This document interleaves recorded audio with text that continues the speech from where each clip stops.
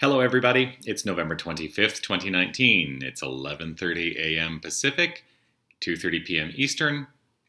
It is time for our midday mindful moment. Here we are in another week, another magnificent week. And I think it's a short week for many of us as we, in the United States, as we celebrate Thanksgiving this Thursday. And yeah, it's a short week. I'm Reverend Jonathan Zenz. I'm the spiritual director of Tucson New Thought. And this is the time and the place where we check in each and every weekday for just a few minutes of mindfulness. This is the opportunity we take to daily actively engage spiritual practice. Because when we engage on a consistent and regular basis, life gets better all around.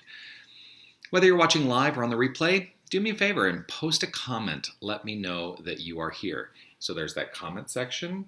Just type in a little comment, hit return, and I'll know you're here. Yes, namaste, Marianne. Good afternoon to you. Grateful to have you here. I am going to start with my daily reminder, and it is this, that you are love. Excuse me. I'm going to start that over.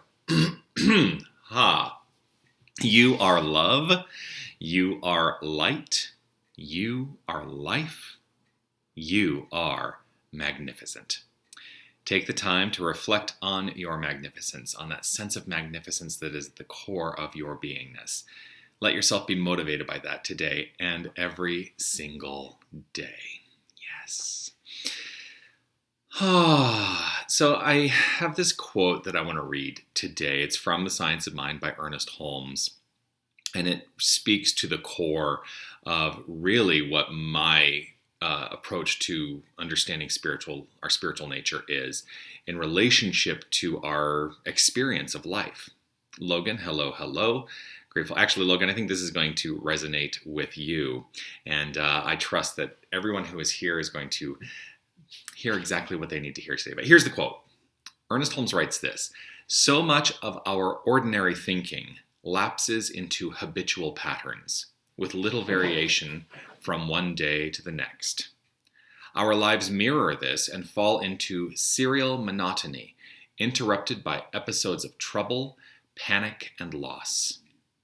We live then as limited, crippled versions of who and what we are, suffering the continuance of emotional plagues and toxic thoughts, and the world reflects this tragically." All right. I just want to be really clear. I am not here to depress anyone. What I'm here to do is, in reading this quote, is to say, while this may be the truth, the great news is we have minds that we can use to reset those habitual patterns that are causing those emotional plagues, toxic thoughts, letting those things go. We replace them with thoughts of evolution, with thoughts of joy, with thoughts of harmony and peace. When we replace those thoughts in our own mind, and that's the whole point of view of the science of mind. It's what we're here to do. Through spiritual practice, we are actively engaged in replacing those thoughts so that we create something new, first in mind, that then shows up in our experience.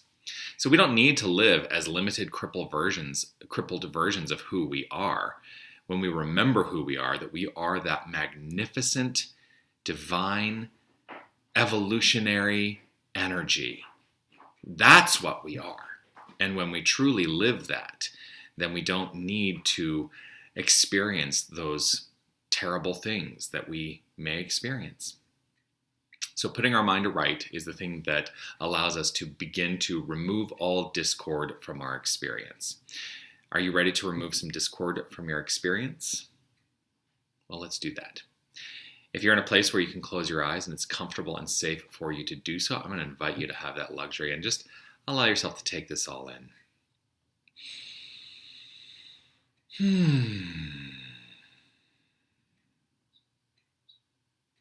Take in a breath, nice deep cleansing breath, and release that breath. Allow yourself to take in another breath and release. And one more time.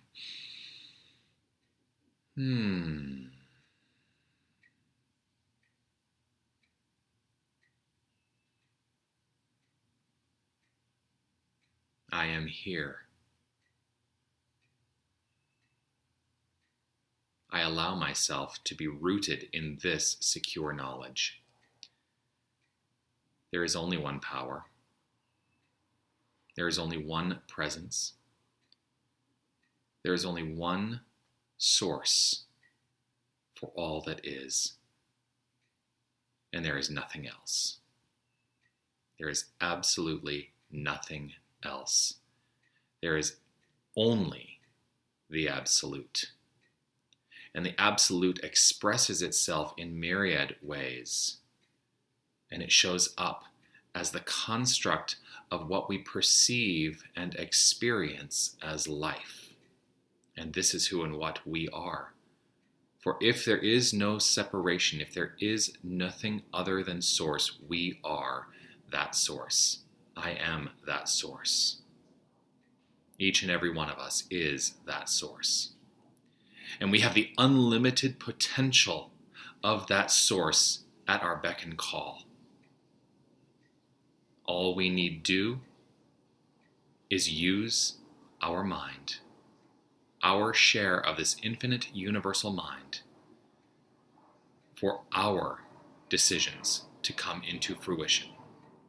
And so I do so right here and right now, reflecting and knowing and allowing this truth, that there is nothing that is completely stuck in the habitual mind. There is only flow and new ideas and evolutionary consciousness.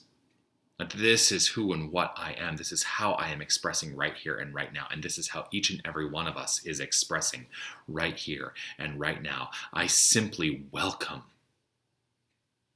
new habitual thoughts of peace, love, harmony, light, life. For these are the attributes of this infinite creative power, this infinite creative energy. And I welcome them more and more and more into my frame of mind, my base frame of mind, that this is where everything begins, with this habitual thought, that there is only this one, that there is only this good.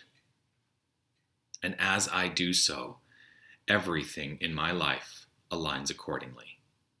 And I trust this to be so for all humanity, for every single person out there, for every single individualization of this infinite power.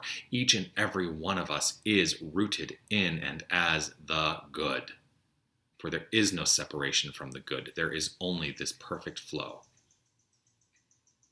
And so I revel in this with deep gratitude. I trust in this. And I allow this gratitude feeling to well up and overflow. And trusting this to be so, I simply relax, release, let go, and allow. And knowing it to be, I welcome the good it brings. As together we say, and so it is.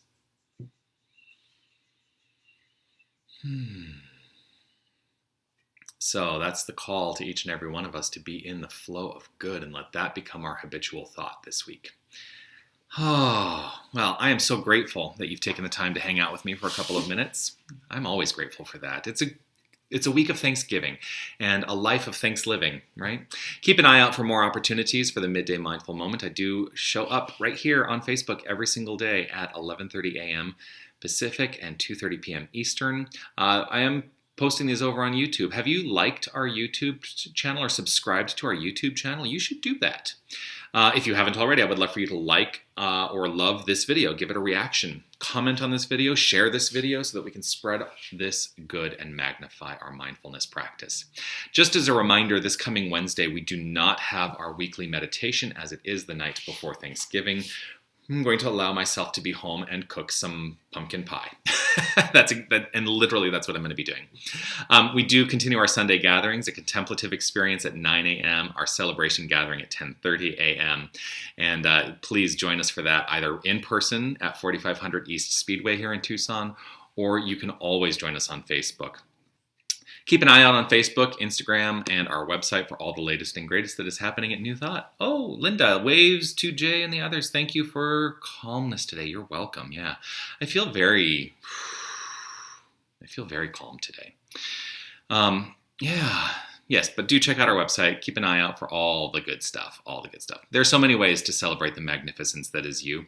Please do share this and expand the flow to everyone you know. I look forward to seeing you all next time. Have a great day, everyone. Namaste. Oh, and thank you, Marianne. I see that. Have a great day. Namaste.